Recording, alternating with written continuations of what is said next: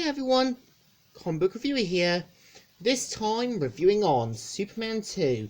Now, as you know, Superman 2 is a 1980 superhero film that was directed by Richard Lester, who would also go on to direct Superman 3.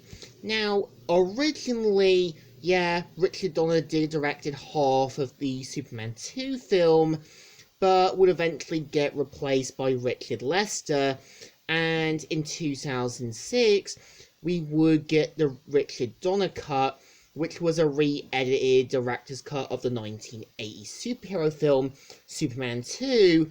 And I would say after re-watching Superman 2, I think the film relies too much on slapstick, but I think it's trying to be like a Superman film, but relying heavily on slapstick.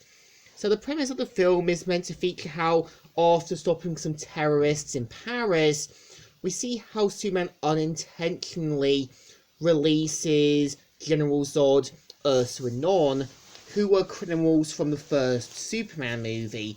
And we see how, after getting exposed to Earth's yellow sun, we see how they begin their terror on Earth. And I kind of think, the point of General Zod is meant to be a reflection of Jor-El as well as Superman. Much like Jor-El, we see how General Zod has an opposite career from Jor-El, and we see how, much like Superman, uses his powers in a different way. And we see how, Ursa is meant to be the female member and a bit more deadlier, while collecting badges from enemies that she defeats, and Non basically being the mentally dumb one. And we see how, Lex Luthor escapes from prison and later learns more about the Fortress of Solitude and the things in it.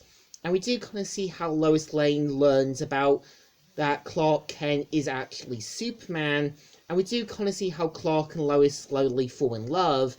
And we see how Clark is willing to take away his powers to be with Lois, only to learn about General Zod, and after being beaten to a pulp by a dangerous trucker known as Rocky. And this is where we kind of see how Clark now has to kind of get his powers back, deal with Zod, and try and save the day. I think the film has good ideas, but I think at the same time, it does rely heavily on slapstick, because there's one scene where in Metropolis you see Ursa using her super breath, and we see how half the residents of Metropolis are blown away in a cartoony fashion. And I think, when you do have the military taking on General Zod and his henchmen, we do see how one of them use their super strength to bend a rocket in a kind of cartoony fashion. And when you do have kind of like, General Zod using some sort of telepathy power to lift up a gun. And I don't think that was ever a Kryptonian's powers in the comics, because, the Silver Age and Bronze Age were ridiculous at times, but not completely. And I know in this sort of Richard Donner cut, you did have Jor-El in the film. I know in the Superman 2 film and onwards, you had Superman's mother, Lara, as the voice of reason, and the IA system, which I always had a bit of a theory that after the events of the first Superman movie, it kind of implied that Superman was no longer willing to listen to Jor-El and just discarded his programming, or it's kind of implied that Jor-El's programming felt angry and betrayed that Clark interfered with human history and no longer wished to speak with him. And I think, I do kind of think there is moments where the film can redeem itself, but I think at the same time, I think the Richard Donner cut does fix things to some extent. Like, having Jor-El restore Superman back to his powers. Well, in the Superman 2 film, it was just a single crystal, which implied Lara's essence was able to restore him. And I kind of think, yeah, most of the scenes come off as too cartoony and not knowing what it wanted to be for a Superman movie. And I think, yeah, when you've got halfway at the ending where Clark basically kisses Lois to make her forget that he's Superman, I get the scene was parodied in the Robot Chicken special, and it's like what Lois said in that special. Why would that be one of his superpowers?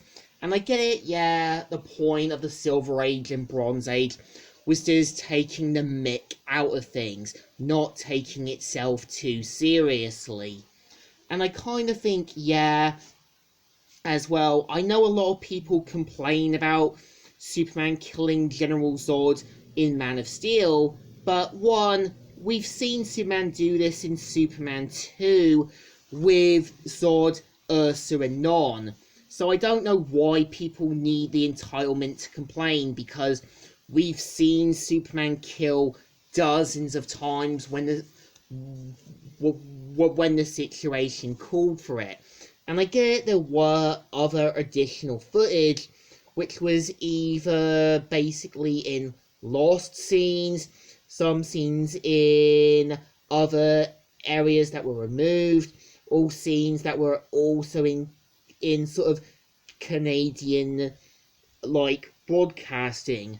And I think, yeah, I do kind of think Superman 2 is a poor imitation of the first film, because I think there's a lot they wanted to do with General Zod and the others, and I get the film was parodied so many times by Family Guy, by Paradise PD, as well as by the Robot Chicken DC Hero sketch, which was the second one.